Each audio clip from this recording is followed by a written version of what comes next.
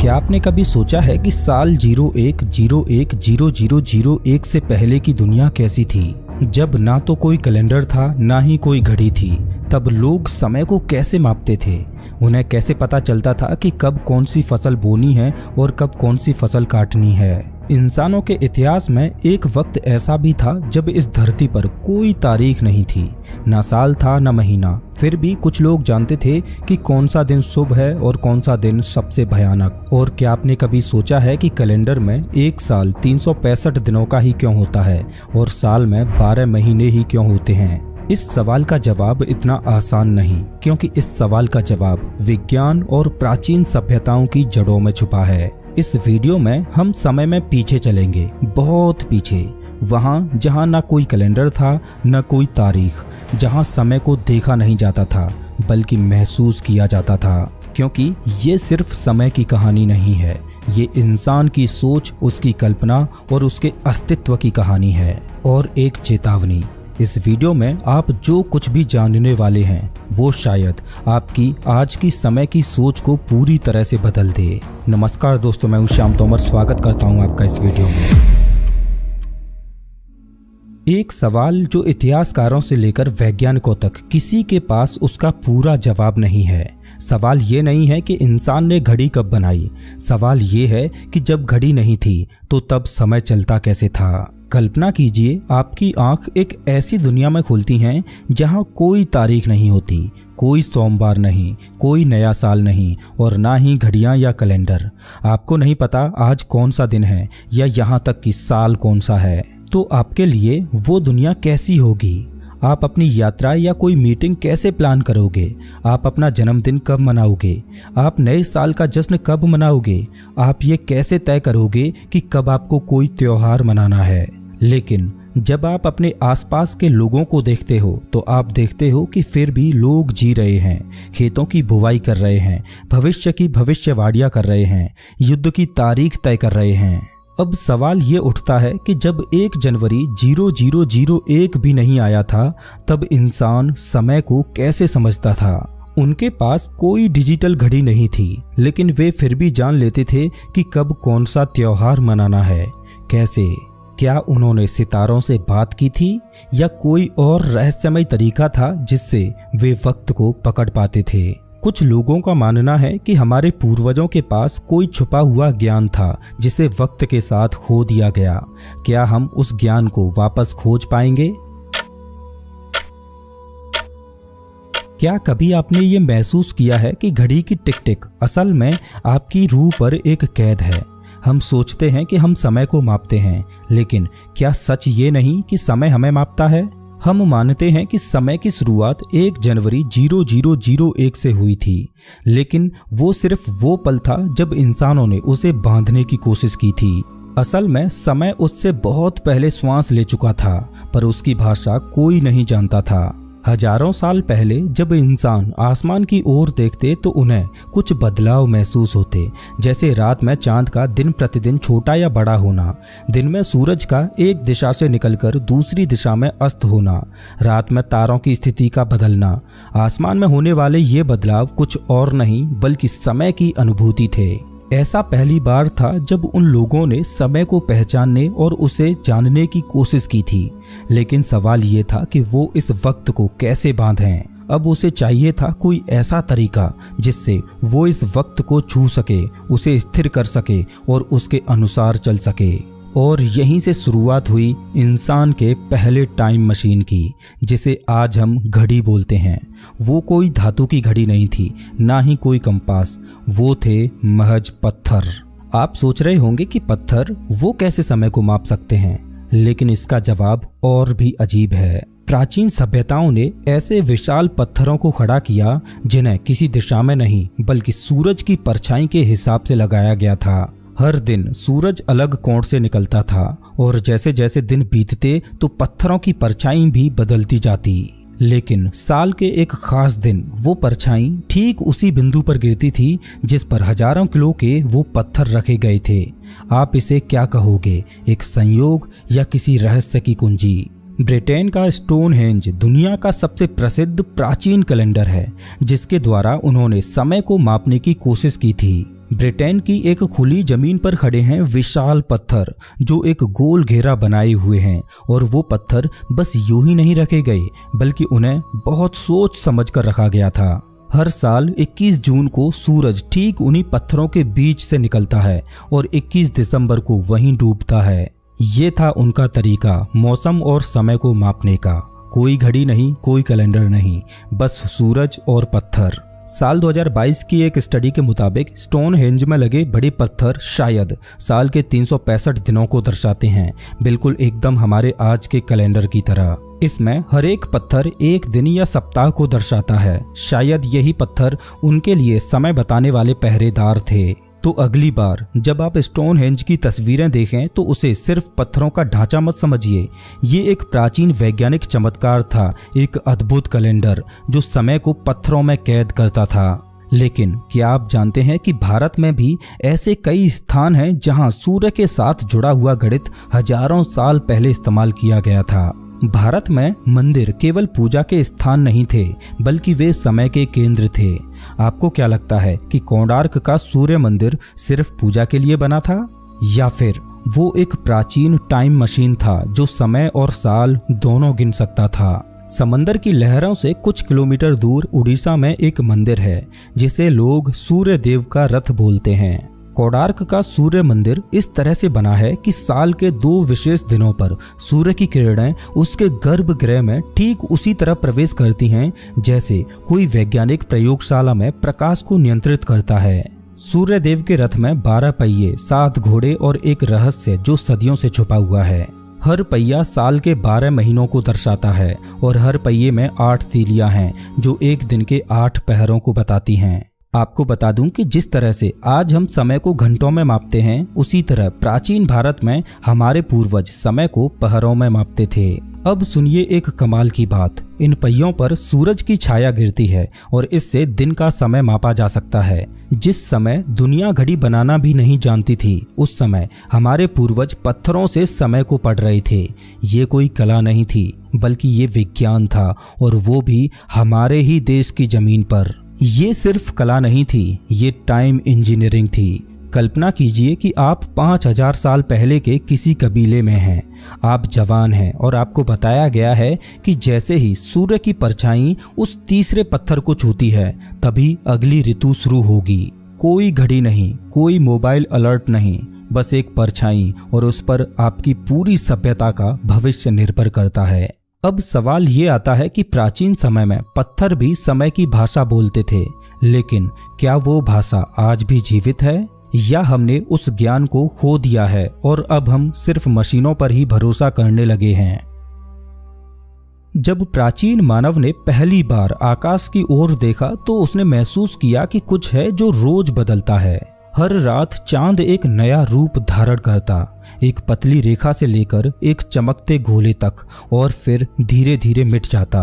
ये बदलाव सिर्फ सौंदर्य नहीं था, ये था समय का पहला संकेत। हजारों साल पहले जब न तो घड़ियां थीं और न ही तारीख हैं, तब इंसानों ने चांद को समय मापने के उपकरण के रूप में अपनाया। चांद का 29.5 दिनों का एक पूरा चक्र, अमावस्या से पूर्णिमा और फिर पूर्णिमा से अमावस्या, यही बना दुनिया का पहला कैलेंडर जिसे लूनर कैलेंडर बोला जाता है। भारत में पंचांग प्रणाली में तिथि और पक्ष जैसी संकल्पनाएं चंद्र गति से जुड़ी थीं। यह कैलेंडर केवल समय की माप नहीं था, यह सामाजिक, धार्मिक और कृषि जीवन का आधार बन गया। त्योहार, व्रत, विवाह सब चांद के अनुसार तय होते थे। लेकिन चांद के अलावा एक और खगोलीय शक्ति समय को दर्शा रही थी, सूर्य। सूर्य का एक चक्र लगभग 365 दिन लंबा होता है।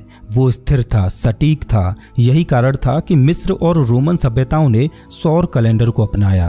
अब सवाल उठता है कि एक तरफ चांद था जो 29.5 दिनों में अपना एक चक्र पूरा कर रहा था, तो दूसरी ओर सूर्य था जिसको अलग अलग ऋतुओं के एक चक्र को पूरा करने में लगभग 365 दिन लग रहे थे। तो ऐसे में कौन सा कैलेंडर अधिक प्राकृतिक था? लेकिन भारत ने दोनों के बीच संतुलन बनाया। चंद्र और सौर दोनों को मिलाकर एक कैलेंडर बनाया जिसे लूनीसौर कैलेंडर बोला जाता है। और इस कैलेंडर में हर 32.5 महीनों में एक अधिमास जोड़ा जाता है, यानी एक महीना अलग से जोड़ा जाता है ताकि चंद्र वर्ष सौर वर्ष से मेल खा सके। इसे समझने के लिए प्राचीन विद्वान खगोलीय गणनाओं का प्रयोग करते थे। आज के समय में वैश्विक व्यापार और तकनीक के लिए सूर्य पर आधारित कैलेंडर जरूरी है, लेकिन हमारी आत्मा और संस्कृति अब भी चंद्रमा की ओर झुकी है। इसीलिए होली, दीपावली, सभी त्योहार आज भी चंद्र तिथियों से तय होते हैं। जब पश्चिमी सभ्यताएं साल, महीनों और तारीखों को लेकर संघर्ष कर रही थीं, तब भारत के ऋषि समय को युगों में माप रहे थे। वे जानते थे कि समय केवल एक रेखा नहीं बल्कि एक चक्र है, और इसी चक्र को समझने के लिए उन्होंने रचा वेदांग ज्योतिष। यह सिर्फ एक ज्योतिष ग्रंथ नहीं था, बल्कि यह समय की वैज्ञानिक व्याख्या थी। इसमें पृथ्वी की गति, सूर्य की स्थिति, चंद्रमा की कलाएं, ग्रहों की चाल, सब कुछ जोड़कर एक जटिल लेकिन सटीक प्रणाली बनाई गई थी। ये गणनाएं इतनी सटीक थीं कि आधुनिक विज्ञान ने भी बाद में इन्हें सत्यापित किया। प्राचीन भारत में ऋषियों ने समय को सिर्फ पल नहीं माना, उन्होंने उसे ऊर्जा का प्रवाह समझा। आज जब हम घड़ी की ओर देखते हैं तो हम एक नंबर देखते हैं, लेकिन जब वे आकाश की ओर देखते थे तो उन्हें एक चक्र दिखता था जो जीवन, मृत्यु और पुनर्जन्म की लय को दर्शाता था। आज के समय में हर वर्ष की शुरुआत एक आतिशबाजी के साथ होती है। 1 जनवरी को हम जश्न मनाते हैं, गिनती करते हैं और मानते हैं कि समय ने एक नया चक्र शुरू किया है, जिसे हम नए साल की शुरुआत बोलते हैं।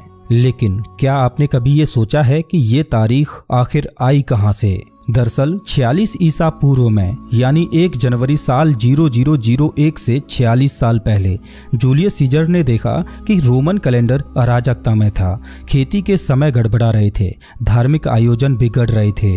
इस समस्या को हल करने के लिए उन्होंने एक नया कैलेंडर प्रस्तुत किया जिसका नाम था जूलियन कैलेंडर। इसमें 365 दिन और हर 4 साल में एक लीप ईयर जोड़ा गया। लेकिन यहाँ भी एक सवाल बचा रह गया, आखिर इस कैलेंडर की कहानी शुरू कहाँ से हो?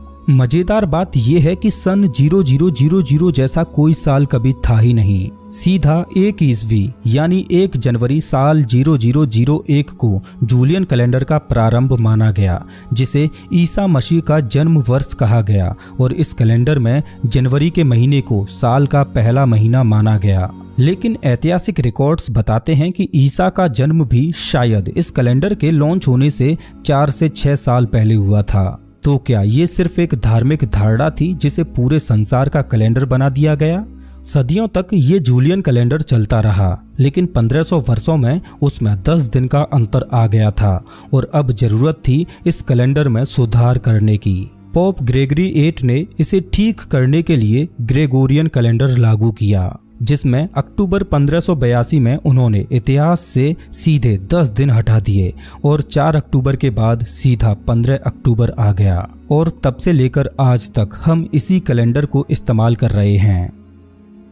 चलिए अब जानते हैं कि साल में 12 महीने और 1 महीना 30 दिनों का ही क्यों होता है, और जूलियन कैलेंडर में हर 4 साल में एक लीप ईयर क्यों जोड़ा जाता है, जिसमें फरवरी का महीना 29 दिनों का होता है। तो जैसा कि हमने अभी जाना कि प्राचीन समय में हमारे पूर्वजों ने चंद्र और सूर्य की चाल को समझकर ही कैलेंडर बनाए, तो हमें इस सवाल का जवाब भी चंद्र, सूर्य और पृथ्वी की चाल ही दे सकती हैं। तो इस सवाल का जवाब जानने के लिए पृथ्वी से ऊपर उठते हैं और अंतरिक्ष की ओर चलते हैं। जैसे ही अंतरिक्ष से हम पृथ्वी को देखते हैं तो हम देखेंगे कि पृथ्वी अपनी धुरी पर घूम रही है और हर एक 24 घंटे में पृथ्वी अपनी धुरी पर एक बार घूम जाती है, जिसे हम एक दिन कहते हैं। लेकिन साथ ही साथ पृथ्वी का चंद्रमा भी पृथ्वी की परिक्रमा कर रहा है। तो ऐसे में जब तक चंद्रमा पृथ्वी का एक चक्र पूरा करता है तब तक पृथ्वी अपनी धुरी पर 29.5 बार घूम जाती है। मतलब 29.5 दिनों में चंद्रमा पृथ्वी की एक परिक्रमा पूरी करता है। इसे ही एक महीना बोला जाता है, जो कि 30 दिनों का होता है। जिस तरह चंद्रमा पृथ्वी के चारों ओर घूम रहा है, उसी तरह हमारी पृथ्वी भी सूर्य की परिक्रमा करती है।